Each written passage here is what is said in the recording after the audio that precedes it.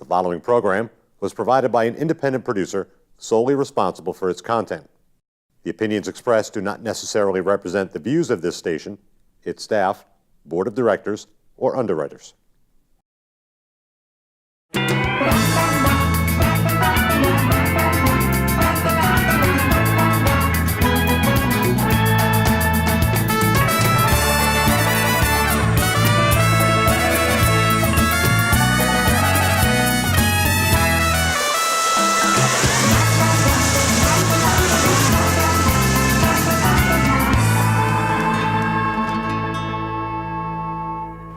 Hello and welcome to the Happiness Jungle TV show. CamiBaker.com here. I am your guest host today, and I'm super excited to have a brand new friend with me. Sometimes I have people on that I've known for years or have met several times, and today I'm meeting Holly for the first time. That's right. But we have seen each other on Facebook, and we've had a nice conversation on the phone. Yes. And through that conversation, we decided, what the heck?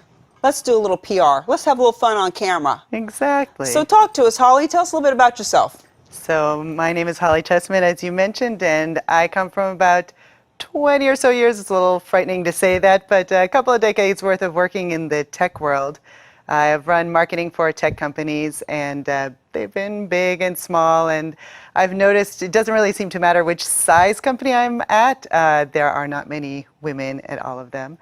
And it's been a difficult journey to try to figure out how to navigate all of that. It really hit me, I think, around the time when I was first at the beginning of my career and was looking for a promotion, and there was a perfect position for me.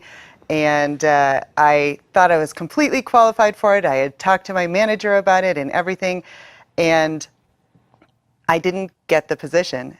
And I felt like the floor had just fallen out from underneath me. What happened?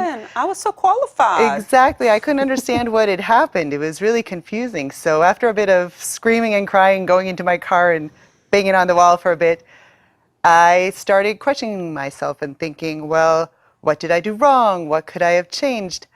And that's when I realized that I was really questioning myself all the time. That I would be in this room full of mostly men. I'd feel very intimidated, and I would always be saying, oh, is it okay for me to be here? And if I started a sentence with someone, it would be like, excuse me, I'm so sorry. Would it be all right if I did this? Just like constant apology and constant questioning of whether or not I should be allowed to be here. And that's when I realized I really needed to change my attitude. I needed to give people other cues to follow because they were obviously following whatever cues I was giving them. Mm-hmm. So I gave myself an internal promotion. This was not an external promotion. I just said to myself, okay, you're going to be from now on, you're going to be an expert. But if you're an expert, just like with any promotion, there are certain rules you have to follow and goals you have to meet. So no more questioning myself, no more going into a room and not giving my opinion because I was afraid or nervous or not sure that I should actually be there. Mm-hmm. And if I was in a situation that was not working for me, I would either make the changes I needed to make it work, or I would find something new that was going to work for me.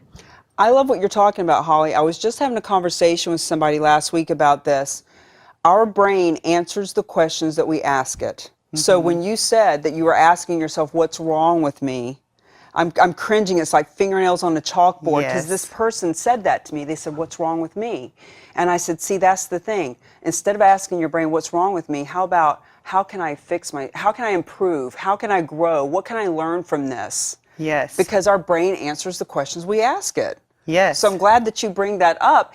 And the whole thing about, being apologetic and being in a place of, always being sorry. When I work with my clients, we talk about positioning, which is a lot of what you're getting ready to talk about too. It sounds like, really helping yourself position and your clients to position. Yes. Because when you're in a physical position or mental position of doubt and, for God forbid, shame or insecurity and questioning, I always say it's better to beg for forgiveness than ask for permission. Yes. So please continue. No, I was just going to add to that and say that the truth of the matter is we're all experts in some area. There's no person out there that is not an expert in some area. That doesn't mean that everything you're perfect at or that you don't have room for improvement, but everybody has areas of expertise, and I think that that's really important for people to acknowledge. And when we acknowledge it and by actually declaring it, for example, with the cause marketing movement, I was thinking, what is my title? Am I founder? Am I creator? That's boring. It's so overused. And I took a cue from a couple of other people that I know that refer to themselves as America's expert in blah, blah, blah.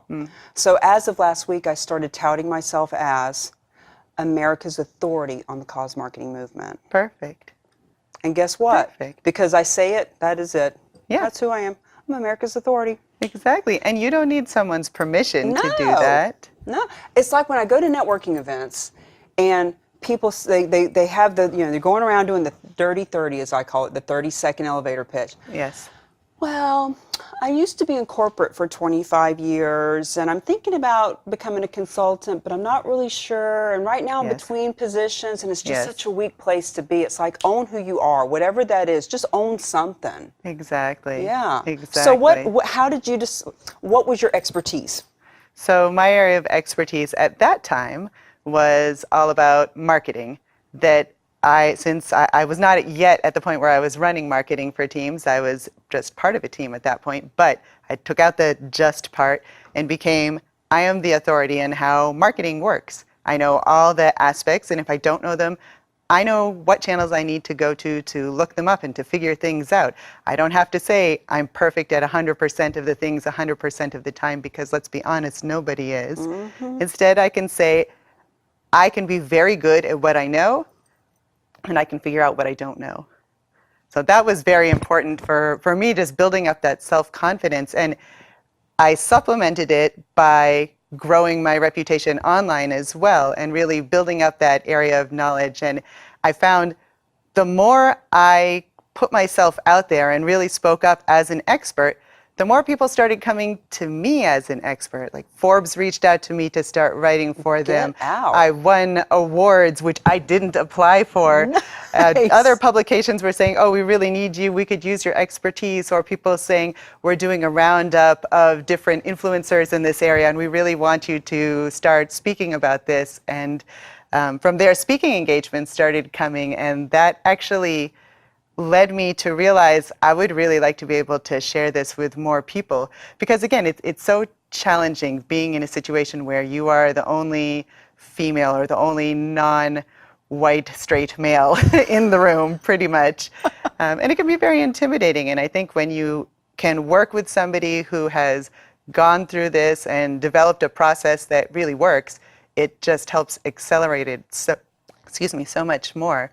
And so you just feel that confidence faster, and you have specific goals, and you're able to really achieve what you want to achieve, take control of your career. Well, let's talk about how you do that with people. So you were an expert then in marketing, and I love how you said, we can all grow, we all can use some help. I was just sharing with a client yesterday, I said, congratulations that you have finally admitted that you're afraid of this thing. Yes. I said, congratulations, because being afraid of being seen as ignorant is what keeps us in ignorance. In other words, if we don't ask for help, we stay ignorant about whatever that thing is. And so let's go ahead and ask for it. But now you're the authority in? Well, still in marketing. It's still an area that I work in as well for B2B companies, but also in empowering women to grow their reputations and careers through the Defining You methodology. Do tell about the Defining You methodology. All right. So the Defining You methodology is something that's really great for people no matter what stage they are in their career, whether they're just starting out or mid-career and looking for a promotion or to sort of grow within the company, or whether they're already experts but they want to grow their reputation beyond the company and really become thought leaders and known around the globe for what they do. It's all about 3 easy steps. The first one is conquering your fears and defeating the things that you tell yourself that hold you back. The second part is about developing your goals and the pieces that you need in order to support those goals moving forward. And the third part is about amplifying your voice so you can take those goals from a dream state of where you'd like to be and make them into a reality. Defeating fear, setting goals, and implementing and putting it into reality. Exactly. How in the world do you help people to defeat their fears? Well, so a lot of that is all about just understanding what's holding you back. For a lot of people, they're just sort of like, oh, I can't do this. And there's no definition of why did you say that? Where did you come from? What's making you say this? So for example, I've spoken with people who have said, well, I just don't belong in the room. When I get in there, like, I'm pretty sure that like everybody else has all these skills and I don't have these sort of areas of expertise, and I probably shouldn't just like say anything. And I say to them, actually, really, you should be. Think about it. You were hired for a specific purpose. When you are not speaking up, you're hurting the company, first of all, because they're spending money on you and you're not giving them back what they hired you for. You're basically giving them half of what they hired you for. You're there as a body, but you're not there with your opinions and thoughts and ideas. You're hurting your team because the team is made up of several different groups and they need all the pieces in order to stand. Like, think about a table. If it only had one leg missing, yeah, it could still stand, but it's a little bit wobbly there. You really need all the legs there in order for it to be a solid piece. Mm-hmm. And then you're hurting yourself because you're not growing at the rate that you could be. You're not showing people how amazingly awesome you are, and you are amazingly awesome. If you've been hired for this position, you were meant to be in this position. People are not going to hire you just because. For example, there was a woman that I spoke to recently who said, well, I'm afraid that I've been hired just because I'm a Hispanic woman, so I check a box for them, and I think that that's all it is. I said to her, no. Okay, maybe you do check a box for them. That could be true. However, they're not going to pay you a salary like this so you can just check a box for them. And let's say that that was the reason that they hired you. So what? You can still show how amazing you are. Yeah. You don't have to be intimidated by this. That's not something that should have to hold you back. And there was this moment of light in her face, like, oh. Now, when did you figure out and decide and step into, okay, I'm an expert in marketing, I worked in the tech industry, now I'm an expert in marketing, but now I'm actually going to shift into coaching and helping others. What was that defining moment for you? I would say it wasn't a moment so much as a slow movement. Mm-hmm. So I felt very compelled to start speaking to other women and helping them out to begin with. And I started looking for places where I could share my knowledge. And as soon as I put myself out there, there were just a multitude of opportunities to start speaking. I love that. I love what you just said. As soon as I put myself out there, there were a multitude of places to speak. Yes. Holly said it here. That's the thing, though, because I talk to people so often. Well, there aren't enough places to speak, or I don't really have anything to say, or I haven't. My book's not ready. Everybody's waiting for their book to be ready. And I said, well, I've spoken thousands of times before my book came out. Don't be thinking my book is a crutch. Exactly. Now, the book is the best calling card God ever created. And if I had known about it, I would have written it 10 years ago, because you're writing your book too. We're going to talk about that. Yes, exactly. My book is actually due out in the fall. Your book is due out in the fall. But she's getting speaking gigs without the book. So you put yourself out there. You start getting speaking gigs. Yes. And as I was speaking, I realized there was just this huge need for this. It wasn't like, 5 people were like, maybe this would be interesting to hear about. People similar to people reaching out to me online, people just started reaching out and saying, oh my God, we need to hear what you have to say. We need to know this. Even just speaking to people on the phone beforehand, they were like, you can't just talk to me about it. I have an event that's coming up that I'd like you to keynote at. There's 1,000 people there. We'd really like you to speak there. There's a clear need for this. I know this from personal experience, how difficult it is. I think that when you have somebody who can help mentor you and guide you through the process, it's very powerful and it's very empowering to know that somebody else believes in you. It's very important that you believe in yourself, but having that other person as well who can just pull you up. One thing that I like to say is that when we help each other, we all rise together. I think it's very important. And if I want to see other women in these positions, if I want to see my daughters being able to grow in their careers, then I feel like it's very important that I help others move up as well. Well, that's the thing. We are being a example, not only to our children, but to the other women, to the other people, to the planet. you know? Yes. And with diversification and inclusion being such big buzzwords now. So how does a client for you, how does she find you? Like not where does she find you on the web, but meaning like Yes. like in the ethers, like how is she drawn to you? How do those clients find you? You mean in the sense that what do they feel like is attractive that makes them want to work with me? Thank you. So generally, I would say when they hear me speak or when they read the words that I've written, there's something that just resonates internally, because I think so many of us are really busy putting ourselves down. We forget that we should be being our own best friends. Like, just imagine if you treated yourself like you treat your own best friend on a consistent basis. You would never say to your best friend, "Oh, girlfriend, don't go for that promotion. You really stink." You wouldn't say, "Oh, I don't think you're really qualified for that." You would say, "I don't care that you only meet 3/4 of what they're looking for. You are so smart. You are so capable. I know you can do this. Put yourself out there. Look, what's the worst they can say? They can say no. Okay, so what? Who cares? You're not in a worse place than you were before." But if you don't put yourself out there, if you don't ask for it, if you don't raise your voice, nobody's going to listen. And people are very self-centered as well. If you're not telling people, "Oh, here are the great things that I've been doing for the company. Here's how this has improved things for the company. This is why I think I should be getting a raise. Let's work on how we can meet the right milestones." If you're not talking about these sort of things, then your manager or whoever's in charge is just going to be really caught up in their own world. And it may not be on purpose that they're doing something against you, or maybe they're not trying to ignore you, but it could just be that they're so caught up in what's going on in their own lives, they're very busy, that they don't even think unless you put yourself in front of them. Isn't it true that you have to be your own best cheerleader? Yes. And people say to me all the time, "Well, I don't want to brag and I don't want to seem arrogant." Yes. So, for example, I'll say to people, when you get a compliment, "It's a lovely outfit." What do you? Thank you. Thank you. Exactly. I actually did this from stage in front of a group, and we talked about the whole just accepting a compliment. It was a talk on confidence. And I said, why is it that we want to say, "Oh, this old thing, oh, this is, no, I got this for $1 at the Salvation Army." Yes. Like, we start to downplay. Why is that? And somebody raised their hand and she said, "Well, because I don't want to seem braggadocious. I don't want to seem arrogant."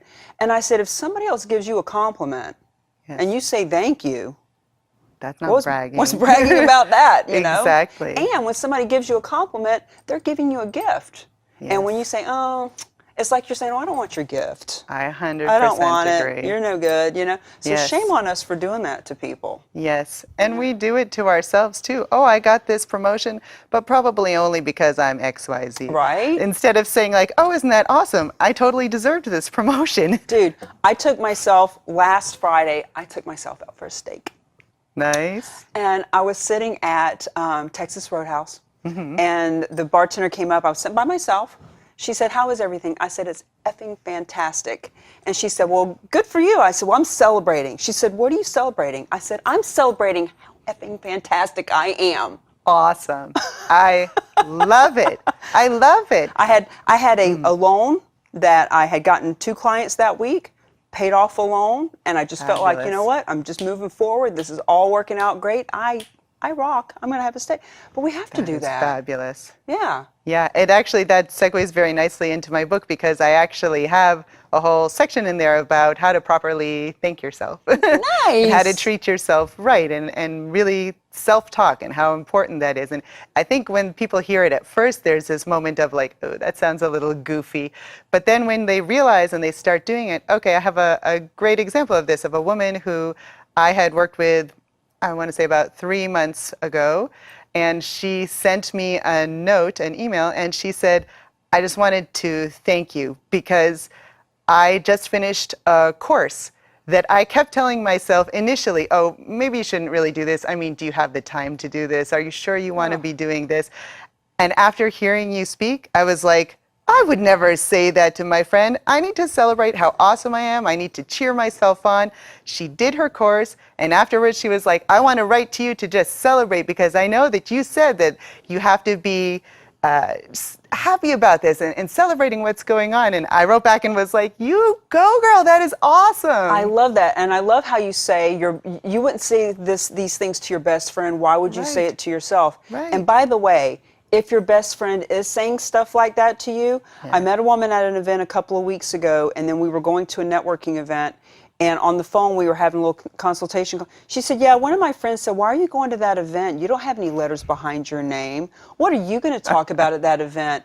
Those people at that event have way much more education than you. Basically, her friend, right? And I told this woman, I said, honey, if that's the kind of person you're hanging out with, that's exactly why you need to come hang out with us. Yes. Because we're all about celebrating. You know, it's like when people say on Facebook, oh, well, you know, I don't go on Facebook, it's so negative and politics and this and that. I don't have any of that in my Facebook. Yes. Like the only people in my Facebook are Go Girl and Celebration and Where Are You Speaking, and not just to me, but to everybody. Like, you know, change playgrounds, your playmates. Hang out with people that support you and raise you up. So in your book, you talk about how to celebrate yourself. Exactly. Give us some examples. Exactly. So some of it is about how to celebrate yourself, but there's also the portion of how to show yourself off. So really building that reputation and not being afraid to, first of all, like you said, surround yourself with the right people, network in order to build up your goals, really work in a directed way, but then taking all the awesomeness that is you and everything that you've learned and everything that you know and framing it in a way that's really going to help you forward your goals and work with your network so it's all becomes one connected piece. I think one mistake that we make, it's great to celebrate yourself, but if you're only celebrating yourself internally and you're not sharing it with the rest of the world, then you feel good, but the rest of the world doesn't know your awesomeness. Like, you really have to make this a public showing.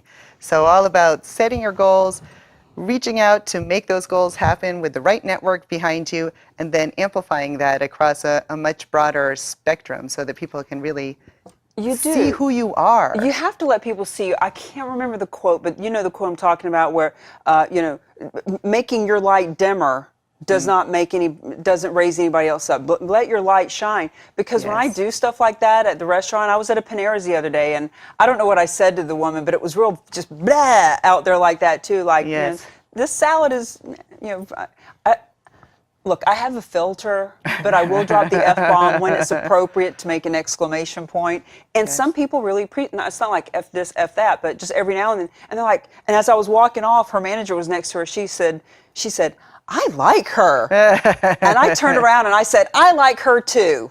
Awesome. Because, but here's the thing, it's not being braggadocious, it's not being cocky or arrogant, it's about enjoying life. Yes. And letting other people see you enjoy life, because that gives them permission to enjoy life too. Yes. Yes. You know? And there's a big difference between saying, oh, I'm so much better than everybody else in the world, and saying, oh, look what I did. This is really fun. This is really great. And I love to help people get started out on that process by offering them a free guide to getting started on social media. That's available on my website. If you just go to the homepage, hollychessmanmarketing.com, which is, I think, up there on the screen right now. They can go ahead and download that and become part of the Insider Crew, where I share a lot of really great information about how people can grow their careers and their confidence and really hit the goals that they're aiming for, so they're not just working away, but they're really working towards something. So, isn't it awesome to create that which you say you are? Yes. And to really live into your purpose. I'm so grateful on a daily basis for just living my purpose and my goals and meeting people like you that are doing the same thing and inspiring others. Too. It's so awesome to hear about, you know, this lady that saw you speak, read your words, got inspired, wanted to send you a beautiful message. Talk to us a little bit more about your book. So my book actually expands on the stuff that I talk about already, the pieces, the Defining You methodology, and how you can really make that work. One of the things that I loved about writing it, so I enjoy listening to inspirational speakers, but I enjoy it even more when people give me actual action items that I can take away from it, worksheets and pieces that I can fill out so I can make whatever they were talking about become a reality for myself. So one of the great things about this book is that it gave me an opportunity not just to share stories and to talk about how people could do it, but also to give really concrete examples of, let's take what we're learning here, step by step. You can implement it in your own life. Here's an example of how this worked in real life. And now you can take that and do it yourself. I think I'm going to steal that for my next book. It works really great. And I think people feel much more confident when they come away with actual action items that they can take. And one important thing that I would say about the book and about the Defining You methodology as well is that you may not need all of the pieces. So you may say, you know what, I don't really have anything in the way of self-doubt, or I don't have that much, because I think all of us have a certain level of it. But maybe what I really need to do is figure out what my goals are. Because I'm just kind of moving forward without any specific purpose. I'm just hoping good things will happen to me. So maybe that's the important part. Or maybe you already have your goals, but you're not really sure how to grow that voice so you can become an expert in the area that you want to be known in. Is where's your goal? Maybe your goal is, I want to be quoted by the media. I want to write for Forbes. So that part of it might be the most relevant. So what I really hope with the book is that people don't use it as something that they just leaf through and then they're like, okay, I'm done, and put it on the shelf. I would really love for this to be something where people can come back and really use it as a reference point and take pieces like the Pocket Guide to Social Media, which is on my website, and other pieces that are involved in the book, and really come back and say, okay, I got my first set of goals. I've already accomplished them. But now I have some new goals that I want to accomplish. And so I'm going to go back to the book. I'm going to go back through these sections. Here are the pieces that I needed to fill out in order to figure out how to make this work. And I'm going to go ahead and hit those goals too. You know, it's a cycle. It's not an ending point. The very last chapter in the book is actually called "This is the Beginning," because this isn't the point where you finish. There's no end point. It's your life. You know, and that's what you want to make work. And they can use that, and you can use that as a bit of a guidebook or a workbook or something for an upcoming program or Exactly. anything like that as well. Exactly. So in our last few seconds together, Holly, what is a book? Who is a mentor? What is something you can leave our audience with that they can implement today? So I would say take your mentorship piece, because I do think that's an important thing, and say, just remember that a mentor doesn't always have to be a person that you speak with every day. It could be somebody who, I consider Michelle Obama to be one of my mentors. Nice. I haven't met her. I'd really love to meet her. I'd love to be best buds with her. But this is somebody who helps guide me in my life and figure out, like, how do you balance work and family, and how do you talk with grace and hold yourself well. So a mentor doesn't have to be somebody that you see all the time. It can just be somebody who's meaningful in your life. And that's the last word from Holly. Thank you, Holly. You're welcome, and thank you for having me.